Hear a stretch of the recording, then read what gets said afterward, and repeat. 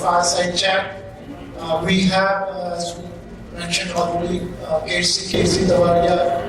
He is the CIO of the Stock Exchange for more than now 10 years. Also, we have Sandeep from Teams of.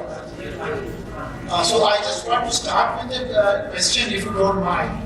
Bombay Stock Exchange or BSE Limited, which is known, which year it was founded or established? 1957. Yeah. Why I started with the question, generally we feel very adaptive technology, speed. So that's a kind of a paradox. So today, Bombay Stock Exchange or BSE is one of the oldest institutions in our financial system. So country's financial system is supported by BSE and it is in the capital market. But there are a lot of changes happening, and also including cloud. And another thing I can add, the tagline of BSE is the fastest stock exchange in the world. So it is claimed that median response is 6 microseconds. That's right. So this, again, the oldest stock exchange, one of the oldest stock exchange, and the fastest today. So this is the thanks to technology, and obviously it has kept pace with the technology and adoption of cloud and other technology. For the audience viewpoint, can you just take us through the last 28 years of the rest of the journey, which refers to Bombay BSE, and especially which refers to cloud and related technologies to make it more digital or more investor friendly? Yeah, I just go by this. The Roche mentioned he was doing some research. What he mentioned that 2045, that death of deaths. That thought was there in 2010 when I joined with us. Okay, that if you don't change, you will be dead. Right? So there was a big dilemma at that point in time. We were working on a technology which was not non-stop. The fact was, the same concept was there, that the non-stop technology never stopped. But do we want to live with that technology and continue to remain in that technology was the choice, and we were to compete with this competition also at that point in time. So that was a big challenge for me, as well as in fact, at that point in time, my boss Ashish Java was very much supportive of let's do something new.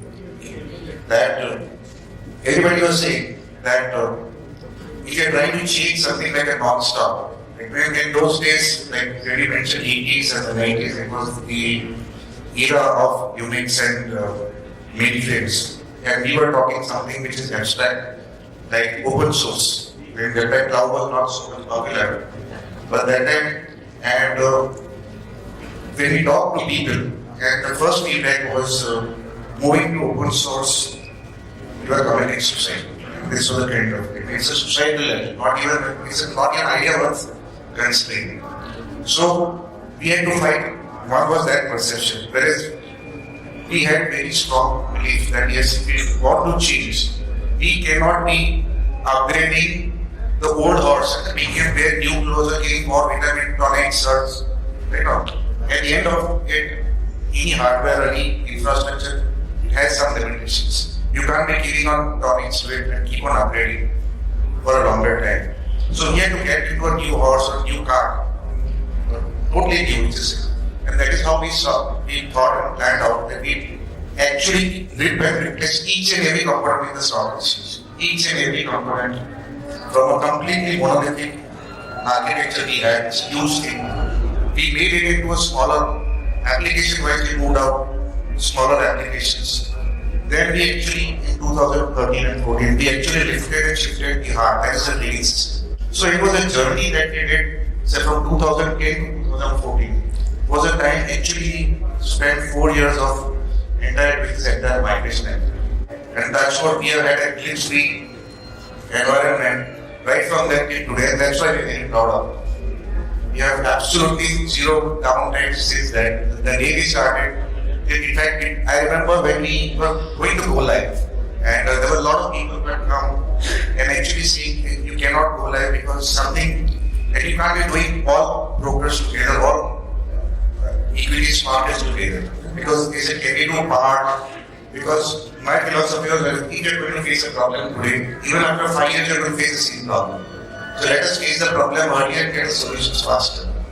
So in fact, that is the way we started off. And the good part was here, and since the hype was created, and there was a lot of ripples in the market. Now, whatever was going on in the market behind my back, and I used to get feelings when everybody is dissatisfied with you, and you have to create a problem in the market, and you will be responsible. Something goes wrong. And I believe on that day, on Friday we stopped the whole system, and on Saturday we migrated. We did a complete walk in the experimented everything worked. Yet we are keeping our fingers crossed for Monday morning. There was an entire plethora of press that is waiting down, waiting for news of failure. At 12:31, everybody said, "No, we are going." I said, "What? No, nothing happened. Did you change anything?" So they thought you have just go back the plan in not one life. So that is the difference between go live or if you are planning the thing. And in the next day, newspaper there was a small article. BSC has changed its trading system and they have gone live, and there are no day one was successful. Very strong. So this is how you have got to take your steps. You have to be bold enough, I would say. It's not that the technology, it's your attitude and aptitude to take the risk and face the challenge. I think this is more important because any of these technologies that we are talking about, our strong belief is technology is the easier thing to implement. It's the easiest, relatively easiest.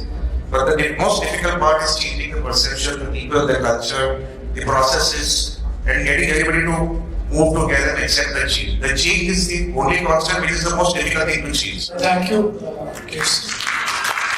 Fearless. So if we come to you, Sandeep, you have seen the BFSI sector for the last 25 years from the OEM perspective. So what are the changes you have seen, not purely from the technology perspective, but what is the outcome of technology? Because we, as James said, technology is not the most difficult part. Technology today is available at a price. So implementation obviously one of the biggest challenges. Change is one of the biggest challenges. So but whatever, even all said, how we have seen the changes happening due to technology, cloud and other technology, even from the digital perspective, which really meant for the end customers, how their life has changed. What are your experiences? You can give us a short snapshot of that. Well, I would say that in the FSI space, the general change that I have seen across, and while I may tend to generalize, but whether it's private banks, public sector banks, stock exchanges, everyone, one piece of their strategy has been the cloud-first strategy. Right, and that's a very welcome change because the first opportunity that CIOs have today to transform their IT, they're looking at how could they move the workloads or applications to cloud.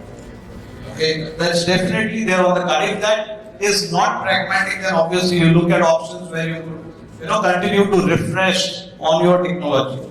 But the most important trend I see is the cloud-first strategy that organizations want to adopt, right? However, I do see, some change there in terms of, the change in pace of adoption for a simple reason that, there is not too much of confidence while the transformation is being driven, on different application front or different initiatives. The confidence on ability to get back in case of a disaster or in case of any ransomware attack and so on. So, while cloud adoption has accelerated, I think, customers are facing certain challenges around availability of data, around RPO and RTO, but the confidence is low. And that is where I see more and more CIOs across the board in the FSI and even other markets thinking about building the last line of defense for their business. And what I mean by last line of defense is that whether it's ransomware, whether it is any kind of attack on your IT, it's considered as an inevitable event. So the point is how quickly can you recover from any sort of disaster? And hence, if you have to build that last line of defense, you need to possibly look at transforming data protection. Because data protection is able to deliver the last line of defense. So the pace of data protection, however, has not kept the pace with the transformation around production. Right? So, I would say that while the transformation is happening at the production level, organizations are now feeling the need to transform the production environment as well. We actually spoke to more than 3,000 customers worldwide, IT leaders, to figure out how they are looking at data protection. And one of the key observations we had for 2022 is that they are going to spend more than last year. 7% more on protecting and securing their environment. Okay, thank you. Casey, if I come back to the cloud journey of BSC, if I am right or recall, I think in 2016 maybe one of the experimenting test environment of algo-based trading, I think you started to move into cloud. And if you can tell us about that, how it started, and what do you think is the future for exchange with respect to cloud? How it can benefit exchange and the large number of investors? Around migrating technology in the cloud is not a challenge. We had a lot of limitations from the regulatory perspective. And hence, whether it's a bank or stock exchange, their core applications, they are very reluctant to move on the cloud. One of the primary aspects, like anybody knows how trading technologies work, there is something called multi-class traffic. It goes uncontrolled over the entire network. So why speak what you get? Because it's basically it's a concept that's called as a multi-class. This is price is sent to everybody at the same time. In every cloud provider, that technology is prohibited because they don't. You don't want to send your traffic on your neighbor's Ethernet port also or on the switch also. So I think that was one of the most limiting factors from a technology fronts. Even today, we have not got any good replacement technology or any equivalent technologies too. So that's why the core trading application to move on the cloud is still a little far. We don't see that very well. People are using it. So what we started, instead of that, how we wanted to, and like it was rightly mentioned in the previous talk also, whenever there is unpredictable loads, like when you're writing a cloud or algo strategies, we don't know what is the compute part, and that time writing algos was also new areas. And at the same time, we were also not very sure, like how much capacity to put in and all that. So that is how we also started experimenting. We worked with Google at that point in time and said, okay, make an AWS also. You give us the infrastructure and that, and we were like more of a custodians of the ecosystem so that nobody tries to miss us, because these are all very expensive mistakes that you make when you start on the cloud. You realize you're missing only when you start paying the bills. Till that time, you don't know what is the mistake you made.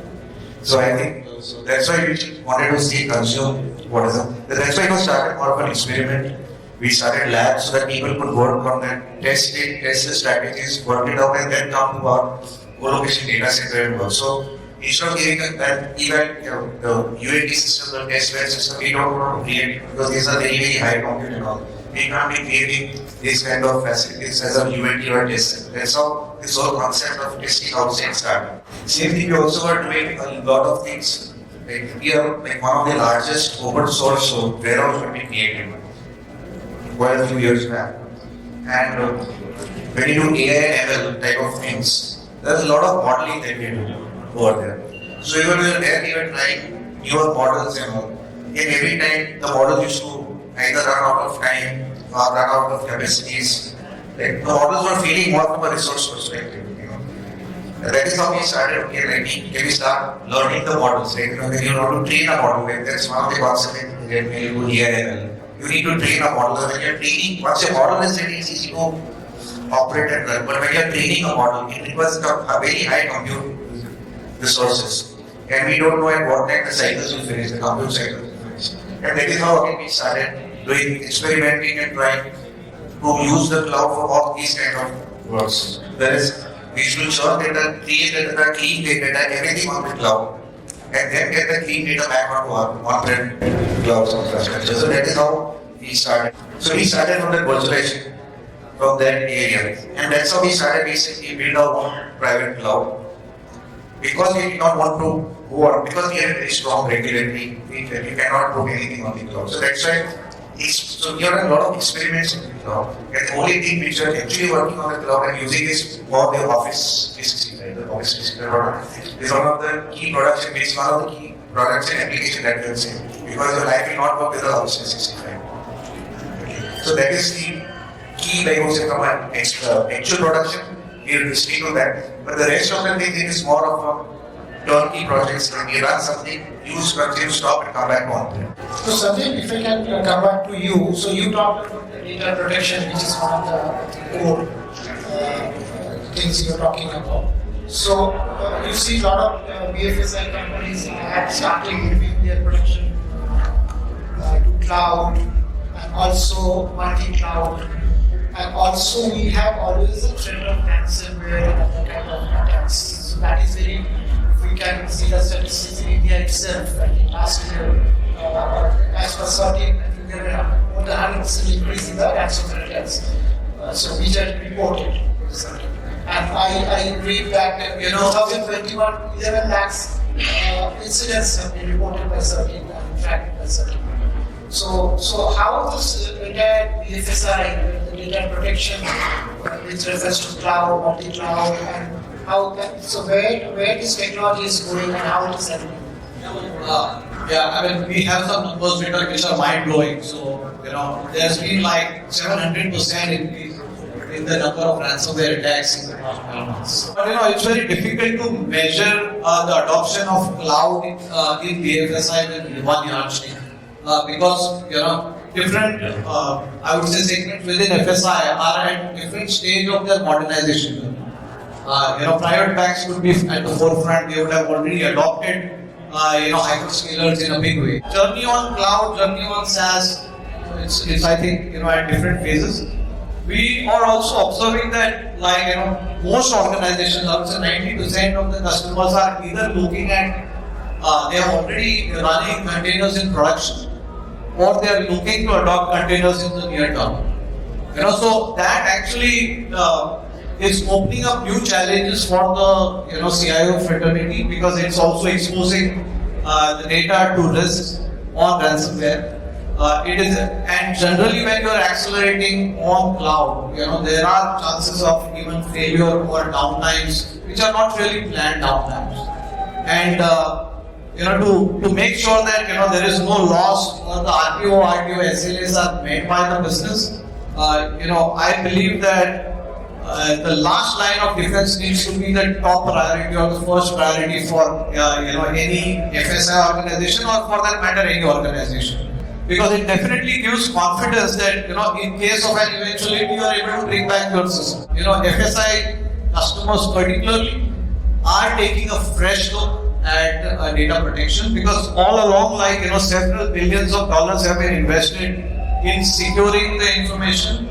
Lots of money has been spent on whether we call it information centric security, network security, perimeter security, whatever.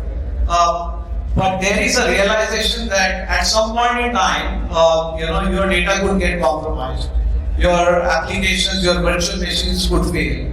And there's a need to bring this back, in the fastest possible time for the business. When we are doing that, you want to bring back your applications, your workloads, I think what becomes important is leave aside the legacy data protection application and take a fresh look at the availability of the modern workloads. Data protection in itself has lost its meaning as a plain vanilla data protection. We're no longer talking about data protection as backup. It has gone beyond that. Customers are looking at replication, recovery, looking at continuous data protection, ability to orchestrate in a multi-cloud scenario. These are the expectations from modern data protection. Ability to protect Kubernetes workloads. Secure against ransomware. So, even the expectations around data protection has changed and gone beyond the traditional outlook or traditional expectations. How the unstructured data is also taken to surveillance, what kind of anything have been done? See, this point of unstructured data at that point it was not called anything, it was called RSS feed, feeds you should coming on this thing. So what happened is how we do this is rumor verification.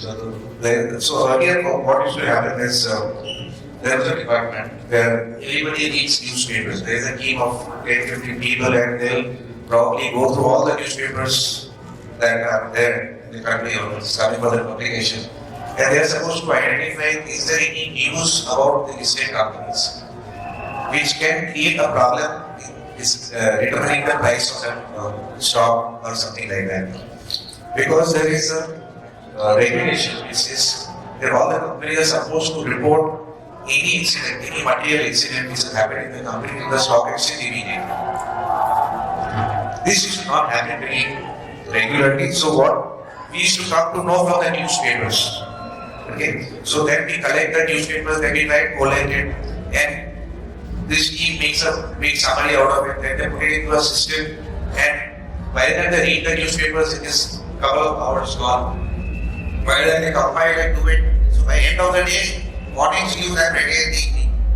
So whatever damage and impact is already happening right then. So and then we used to call up this individual, call up manual effort, then we call up the company, and hey, this is your something is coming in this newspaper, this against this, because we don't rely blindly on the news. So we have to verify it from the company itself. And when the company itself verifies it, says yes, it is right, they might send you a fax or an email, or that email will also not, somebody will send you a fax. So fax is somebody will read that fax and again go and update something. This entire process was manual. That is why we are saying the rumors, we are not able to identify the rumors in time or what was the message price. What we have done is we have built our own algorithms based on the past learnings that we have had. So all this effort which was done over the years manual, we had made a complete data vector dictionary. That was we started work from there. So we compiled all this data which we had to how do we identify rumors. So we started reading news feeds, and slowly all the electronic news started coming in the electronic media. All the news channels started publishing their e-papers and everything. And that time was e-papers recently. I think thanks to COVID, everybody started making e-newspapers. Till that time, they were only making news feeds. So we are reading all these news feeds from all these channels. Whatever is coming out of them, you will try to build an AI and ML. You put artificial intelligence into that and try to make rumors into a scientific actually thing which we could successfully do it. We people up the gap. We will give an answer to this. Whatever is the response of that company, we don't interpret it in any which way. And verbatim, whatever is the answer from the company's it automatically gets posted on the company's or the PSC's website. If this was the rumor or the article happening in this particular news channel or whatever thing, and this is the response of the company or the company's spokesperson. So there is no way somebody said, he said, he said, he said. It is the company saying that, and that is how we work. So this entire rumor analytics, what we call, is entire built on the AI and ML technologies. We have gone a step ahead. Earlier we used to with English news channels. We started with all the regional newspapers. Then we have gone a step ahead and we started with the audio news channels. Something is happening on the TV news channel. We also convert audio to text. Now we have gone a step ahead and converting regional audio to text and then text to English and then English to the rumor. So it's an entire journey. It's a journey of 5 to 6 to 7 years of effort that we have put in.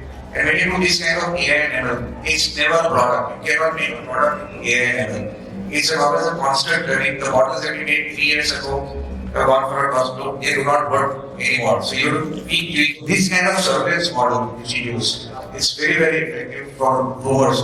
This is over and above, and we like even separately the other system where we actually do the price movement, where we actually see is somebody front running a stock. Surveillance is two aspects. One is the rumors part of it, and one is actually the system where people are placing the orders. Because most of the orders today are placed by algos. Like if computers are putting orders, humans like you and me, retailers are very few. Like you say 90%, more than 90% of the orders in the market today are generated by the programs, the computers itself. So we need to see is anybody trying to move a stock, trying to play a game with each other. We try to monitor all these things. So if anyone is trying to manipulate the market, we have all these algos built up in our own system. So this is a complete real-time 24/7. The people who do surveillance are we are like in a house helps because they have the privy to the exactly what is happening real time. And that information is so crucial So these people they are like house elves. They come in the morning, they submit all the phones outside, the mobiles are outside. They walk into the room is locked, and nobody enters the room, neither taking them home. So they get all the food and the washrooms, toilet, and everything is there in that room, they cannot come out. So it's like a basically house elf. Once you enter into that room, you cannot come out of the room. The market is over. So this is how surveillance functions. So it's like I said, it's not only the technology, it's again the culture, the people, the awareness that they have. What we have given them is complete all the tools, and I'm again seeing and very proud to say that in India, a lot of times people look at the world to give you the best surveillance system. We try to look outside. Today, the model that we have developed, when we did this kind of the surveillance, when we can do it in the room of the last client who's buying and selling, we can do it in India, and we are the only exchange in India or in the world, I would say, that you develop this kind of at the last client level based real-time surveillance. Most of them developed countries, when you talk about, they don't have the visibility of who's the last buyer or the seller. So that way, our Indian stock markets are far, far more ahead in the surveillance game across as compared to any of the stock markets in the world. Everything is becoming more complex and complex day by day.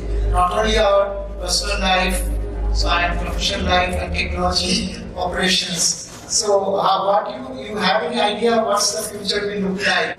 There is a paradox here. It's very easy to make complex systems and very difficult to make a simple system. So you don't put the user or the end customer. If you try to make his life simple, you have to work very, very hard to make his life simple. So we try to go a shortcut and deliver something which is easy to develop, difficult to operate. Okay. And when we keep on make the life more miserable for the guy, then we try and blame the product. The product is not right on this thing. So it's always very, very. If you work towards it, I have seen myself, like people have said, email for example, it is about business, but it has no business value.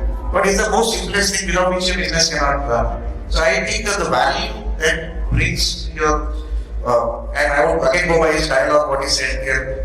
You have this technology, you have this technology, you have this technology. But what you have a satisfied customer using, one customer using your system. And I would consider that system as your best system. If it is used by your masses, if everybody can be the simplest of your system. You can develop the most complex system which can be used only by some few scientists in the lab. For me, that system is of no value because it's not giving you any customer delight. So I think that is the future, I would say. Anything which you are doing for customer delight, whether it's complex or simple, that is the future. Yeah, absolutely. And I think one point you kept talking about Sujit, was simple. And by the way, as an organization, while we see innovation at the core of our philosophy, I think the entire platform stack, we believe that is built on three key pillars: simplicity, flexibility, reliability, and then the fourth one, which is having power and capabilities to meet customers' expectations to them. So a simple thing like, for example, you spoke about unstructured data. It's something which is at a big risk today in every organization because it's not getting protected. It's probably like 3x, 4x of what the structured data looks like. And we spend billions of dollars there to make sure that we can help customers meet their expectations around that. But all of that with a lot of simplicity around having one single platform to be able to deliver or protect any app, any data on cloud, edge data center, wherever. So I'll just leave it at that. We had some great insights from Percy and particularly around people and processes and so on. And I absolutely second the importance of them. At the same time, the underlying philosophy on which technology is built particularly and delivered or consumed by customers, where simplicity is really one of the most I would say undermined, tenet of building any solution. And I think at Green we believe that technology has to be simple, particularly when it comes to data protection. There's so much of complexity. We don't want to introduce another element of complexity in securing your information. So that's what I'd like to kind of pause here. I think we should close with this futuristic note and hope our personal and professional life don't become too complex and we can keep it simple. Thank you very much. For more updates from CXO TV, please like and subscribe to our channel.